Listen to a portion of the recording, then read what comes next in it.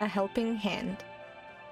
The news streamed in from all over the world. The people in charge were calling it the time stream entanglement, a sudden disruption in the fabric of space and time that had sent chaos rippling across countless realities. The heroes of Earth had assembled to face the crisis head-on. Not all of them had survived.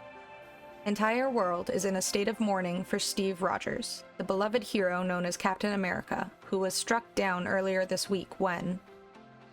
About damn time, a security officer in a Hydra uniform grunted, cracking a smile as he watched the satellite feed in the monitor station of the hidden Arctic base where he was stationed.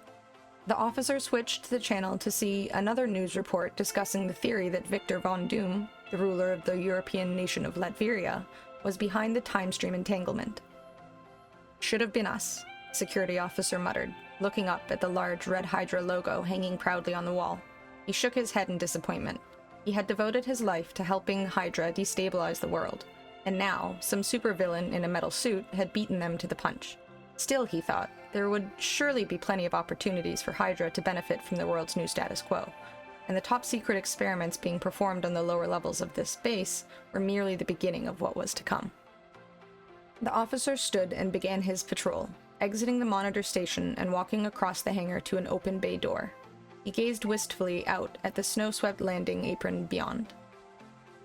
Another peaceful night on the edge of nowhere, he said to himself, but he had no idea how soon his words would be proven wrong. Without warning, a squad of soldiers clad in white Arctic combat gear, emblazoned with Hydra's red and black logo, came running toward the door. Before they could reach the safety of the hangar, they began to drop to the ground, one after another, each one with an arrow in their back. The remaining soldiers turned, their weapons raised, as a hooded figure leapt through the snowy night sky toward them. The twin katanas in his hands flashed in the moonlight, shining brighter than the frost-covered landscape. In a ballet of flashing steel, the mysterious assailant managed to wipe out the entire Hydra detachment, including the security officer. The first stage of his mission complete, the invader pulled down his hood to reveal the face beneath. It belonged to Clint Barton, the Avenger known as Hawkeye. As he entered the Hydra base, stepping over the unconscious Hydra soldiers, he tried to get a sense of his surroundings as quickly as possible. There was no time to waste. Someone was waiting for him. "Hang in there, Bucky," Hawkeye said. "The cavalry's here." Soon. After navigating his way into the depths of Mount Erebus, Hawkeye entered Hydra's super soldier lab. 9 cylindrical glass tanks filled with fluid, each connected to a computer terminal via huge conduits, bubbled and glowed ominously. On the wall, screens cycled through human anatomical diagrams, energy equations, and images of decaying, mutated cells. Hawkeye stepped closer to the glass tanks, his dual blades in hand, ready for anything. He surveyed the tubes one by one, finally stopping at the final tank, which had a label that read Canary. "Jackpot," he said with a grin.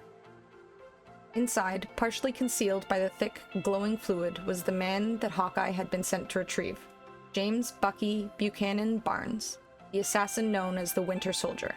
Before he could begin to set his friend free, though, a shadow unexpectedly passed behind one of the other tanks. Hawkeye looked in that direction, sword at the ready. He paused. But nothing. He muttered. Nobody home. He began to sheath the swords, returning his attention to the Winter Soldier's tank. But instead, he pivoted at the last second, parrying as an unseen figure nearly took his head off with a steel gauntleted fist. A Hydra super soldier emerged from the shadows, 7 feet tall, teeth bared, flesh twisted, madness in his eyes. He bellowed as he charged toward Hawkeye. Hawkeye dodged and counterattacked, jamming one of his katana into a joint of the super soldier's mutated arm. Quickly realizing that his swords couldn't penetrate the super soldier's dense flesh, Hawkeye changed tactics, trying to stay out of the super soldier's reach and get enough space to use his weapon of choice, his bow and arrows. As Hawkeye acrobatically bounded towards the other side of the lab, the super soldier dislodged the katana jammed in his arm and threw it aside with tremendous force. The spinning blade shattered the glass of one of the holding tanks, sending glowing fluid splashing everywhere. The attached computer terminal began to short out in a shower of sparks. Hawkeye was too busy surviving to notice that something in the shattered tank had begun to move. He finally got enough space to raise his bow and notch an arrow, but the super soldier was already on top of him. Hawkeye had nowhere left to go. As the super soldier swung his enormous fist down toward the archer, a mass of tentacles entangled the brute's arm. The startled super soldier tried to struggle free, but the tentacles were too strong. With a sudden pull, the super soldier was sent sailing through the air, smashing against the wall. Eldritch energy surged through his massive frame, and he slumped to the floor, a lifeless husk. Hawkeye scanned the room for the source of the tentacles. He was thankful for the save, but not entirely sure that he was ready to discover what new horrors had been unleashed. There, standing in the shattered tank, dripping with glowing fluid, stood the Winter Soldier. But something had changed about him. Where his cybernetic arm should have been was the same writhing mass of squid-like appendages that had just made quick work of Hydra's experimental enforcer. Hawkeye stared in astonishment, for once speechless. "You sure make a lot of noise," the Winter Soldier said as he stepped out of the tank. "Didn't mean to interrupt your nap," Hawkeye retorted, doing his best to mask his shock and concern with humor. Lowering his bow, Hawkeye retrieved his katana from next to the shattered tank and sheathed it. "Come on," he said, clearly uncomfortable as he put a hand on his old friend's shoulder, the one without the mass of squirming limbs extending from it. "We'll find a way to fix this. You'll be okay. We just need to get you out of here." "Not yet," the Winter Soldier replied. "There's something I have to do first." "What we have to do is go back up to the landing platform," Hawkeye said. "Gotta go down before we go up, Clint," the Winter Soldier responded, "and I'm gonna need your help. Please." Hawkeye was taken aback. The Winter Soldier wasn't one to say please. He could tell that this, whatever it was important to Bucky. It was enough to make Hawkeye push down his instinct to get the hell out of Hydra Town. "Well," Hawkeye said with a sigh, "I guess if it was easy, anybody could do it." Hawkeye followed the Winter Soldier into a vast space, with lines of giant robot-like vehicles in various stages of construction. As they crossed an elevated catwalk that traversed the room, they heard shouting and the thudding of boot heels rapidly approaching. Hydra was on their trail. Wherever they were going, they would have to move fast. Reaching a heavy door, they entered a chamber with a vaulted ceiling supported by pillars at least 100 feet tall, each carved to look like a horrific monster. A portal yawned on one wall, with ancient energy radiating from it. Something was trying to come through from the other side, and even though Hawkeye could see it, his brain couldn't process what the hell it was. The Winter Soldier approached an altar near the portal and climbed on top of it. Hawkeye followed reluctantly. The Winter Soldier extended his tentacles into the carvings on the altar, each one naturally sliding into the ancient stone grooves, as if they had been carved ages ago for this very moment. Fragmented memories flooded the Winter Soldier's already fractured mind. He relived the day he first infiltrated Hydra's secret base, getting as far as the Hive Chamber. He had tried to destroy it then, but failed. Hydra soldiers overwhelmed him and tore off his cybernetic arm. Before he knew what was happening, he was sealed inside a glass tank, tiny nubs of tentacles growing from his shoulder socket, his teeth bared in a permanent scream. Snapping back to reality, the Winter Soldier steeled himself, realizing what he had to do. Hawkeye glanced nervously from Bucky to the mass of Hydra soldiers that had just forced their way into the chamber. "You'd better make this quick, Buck," Hawkeye said. "Clint," the Winter Soldier responded, gazing back at the portal behind him. Tentacles strangely similar to his own had begun to break through the membrane between realities. "How sharp are those swords of yours?" "Sharp enough to cut down an entire Hydra army," Hawkeye said proudly. But his face dropped as he realized he had no idea what his friend was about to ask him to do. "Why?" "We have to close that portal," the Winter Soldier said. "And let's face it, I can't exactly wear this thing to the next Avengers cookout anyway." Hawkeye glanced at the Winter Soldier's bizarre new arm and took a deep breath. He had come here to save his friend, not to cause him more pain. But this was Bucky's call, and it wasn't like the guy hadn't lost an arm before. "Fine," Hawkeye said after a long pause. "Say when." As the creature emerging from the portal wrapped its tentacle around the Winter Soldier's waist, the altar began to glow. It was almost as if a circuit had been completed, and the Winter Soldier was the conduit. Mystical power coursed between the altar and the portal, overloading Bucky's body with energy and agony. "When?" the Winter Soldier screamed. With a single clean slice, Hawkeye's blade severed the entire bunch of tentacles just below Bucky's shoulder, releasing a huge shockwave of energy, knocking both heroes and their Hydra pursuers to the ground. A rumble echoed through the chamber, deep cracks forming in the surrounding walls, pillars beginning to topple. Then, for a moment, everything fell silent, until the portal surged with energy and the monster coming through it howled in pain, retreating back to the other side. When the dust cleared, Hawkeye and the Winter Soldier pulled themselves to their feet. With a quick survey of the room, reality set in.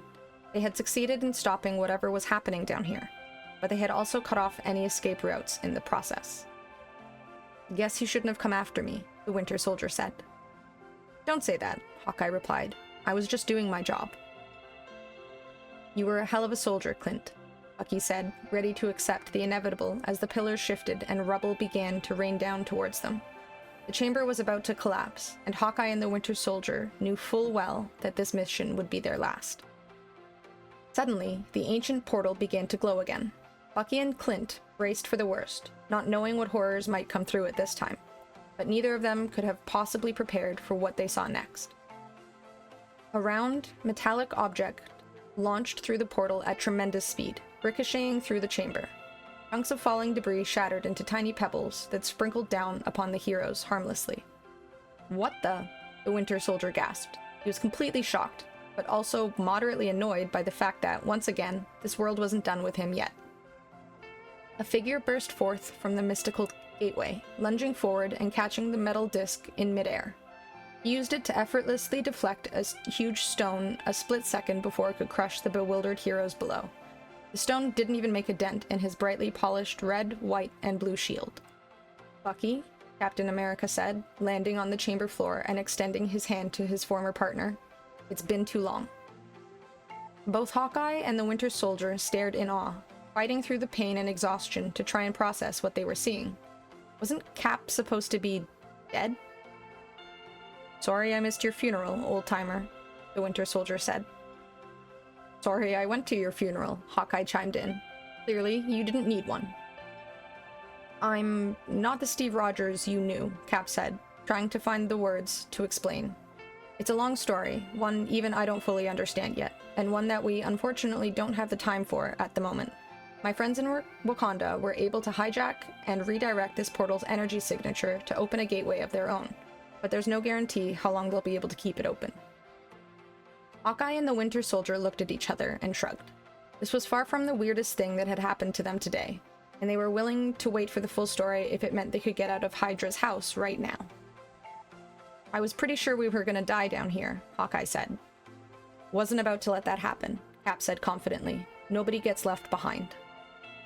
"Glad you're not dead, Steve," Bucky said, collapsing into Cap's arms. I think I'm gonna need a hand." "It looks like you need more than that, Buck," Cap said, looking at the oozing stumps on the Winter Soldier's shoulder. "You know arms," the Winter Soldier said, forcing a grin. "Easy come, easy go."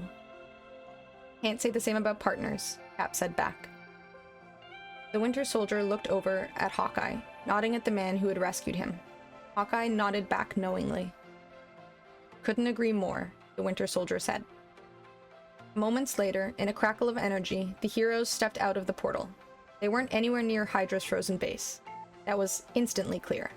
In fact, it didn't even look like they were on Earth anymore. The strange chronal energies of the time-stream entanglement rippled across a star-filled sky as they gazed in disbelief at the spaceport of a futuristic city. If this was Wakanda, it certainly wasn't the one that Bucky and Clint knew. As the portal closed behind them, the heroes were greeted with a Wakandan salute from the Black Panther himself. Cap raised his hand to his forehead, offering a salute of his own. Hawkeye and the Winter Soldier remained silent and still, trying to assess their new situation. Shuri, the sister of the Black Panther and the brilliant mind behind some of Wakanda's most impressive inventions, stepped forward and offered a box to the newly arrived heroes. Clint took the container and held it with both hands as Bucky flipped open the lid with the one he had left. Inside was a cutting-edge cybernetic arm. "I was told you might need this," Cap said, "so I called in a favor." Bucky picked up the arm with his good hand and snapped it into place. It was a perfect fit. "And now I'm going to need a favor from you," Cap said. The Winter Soldier didn't know what Captain America was about to ask him, but he wasn't about to say no. Whatever came next, he would be there till the end of the line.